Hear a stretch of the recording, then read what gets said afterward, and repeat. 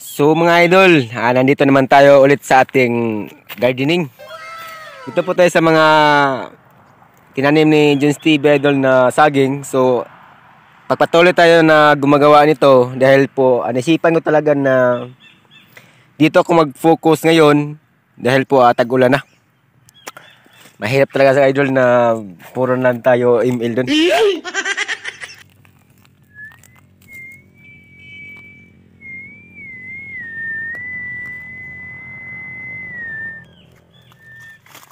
Buangaan yun. Nakalive pala ta ngayon. Oh no! So mga idol, kumusta kayo dyan? Kaway-kaway nga. Gago! So, ang video na to mga idol, gusto ko lang pong ibahagi sa ating mga kababayan. Na sana, kung napusuan nyo ito, kung narelate nyo ang video na to, kung nasubukan nyo to dati, kung ikaw ay taga-probinsya mga idol, mag-like ka nga at paka-share sa video. Gago! So ngayon mga idol, ipapakita ko sa inyo kung gaano kasipag si John Steve kahit mainit na mga idol. By the way idol, ito ay trip lang ni John Steve mga idol dahil po tag-ulan na. Hindi naman pwede na puro na lang tayo walang ginagawa. Kailangan rin talaga mag-exercise tayo. Oh no! Sa pamamagitan sa lakas ni John Steve. So panoorin nyo ang video hanggang sa dulo para naman may matutunan kayo galing sa akin mga idol. Ano pang hinintay nyo? Let's go!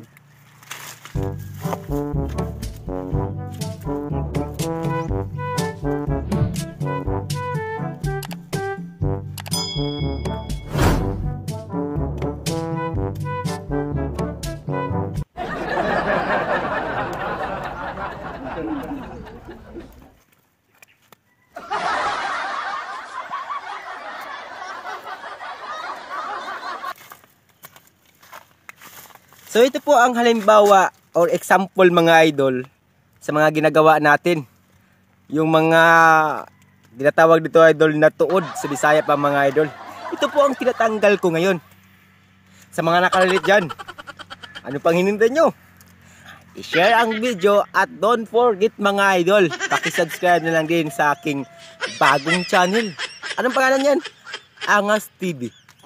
Go!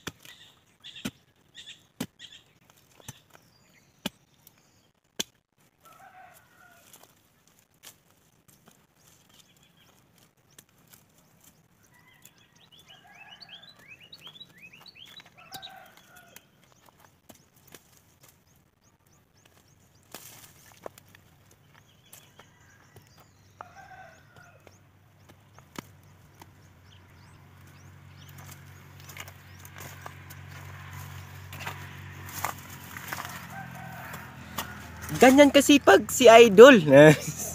Mga idol, salamat po sa mga nanood ngayon. At ito po ay isang content lang na nagbibigay ng halimbawa sa ating mga taga-probinsya.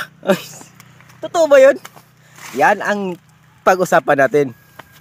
So dito mga idol ay nag-stay at home lang talaga ako sa amin. Alam nyo kung bakit ito pag-usapan natin? Ang ginagawa ko dito idol, naisipan ko talaga na mag-gardening na lang. At naisipan ko rin na ipapakita ko sa kanila na mas maganda dito na lang sa probinsya kaysa manarbaho tayo sa malayong lugar. Ito mga idol, sa real talk to sa mga idol, sa mga hindi nakapagtapos dyan, ay hindi naman sa lahat na ito ang mangyari, pero kadalasan talaga mga idol ay nahulog lang sa wala. So dito mga idol, napawisan tuloy si John Steve sa exercise niya ngayon. Ito po ay isang libangan ko lang pero napakagandang Guide to sa mga baguhan, lalo na po sa walang mga ginagawa dyan. Real talk to ha. Ako idol, kita nyo idol. Akala nila na ganun lang si Jones TV. So ngayon ipapakita ko sa inyo kung ano bang ginagawa ni Jones TV at bakit ginagawa ko to. So ipapaliwanag ko sa inyo at panoorin nyo ang video. So ito po mga idol ang ginawa ko mga idol. Og sa Bisaya pa mga idol, gikaot na ko ang akong mga tuod idol sa bayabas, mga kahoy na malaki. At ang purpose ko dito po idol sa sagingan natin, taniman po natin ng talong. Di ba?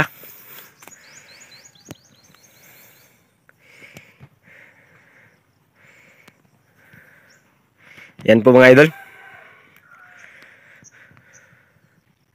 Na may mga bunga na iba dyan, na doon sa dulo. So, ayun.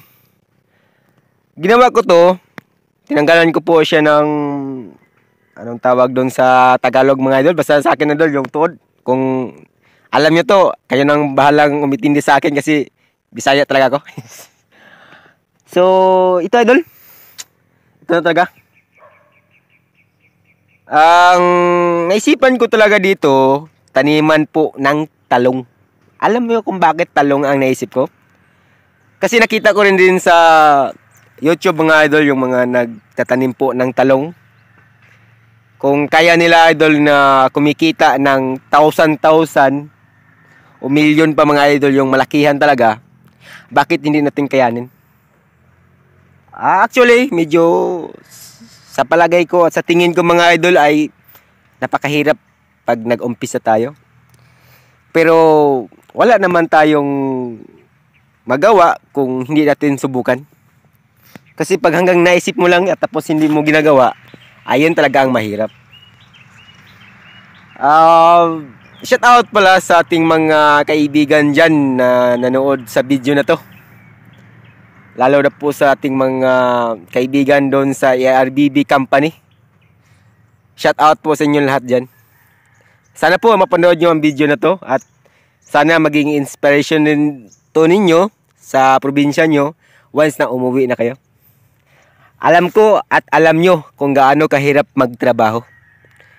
Pero kung nasa isip mo na kaya mo ang lahat ng mga pagsubok na dumating sa buhay nyo, ay talagang kayanin nyo.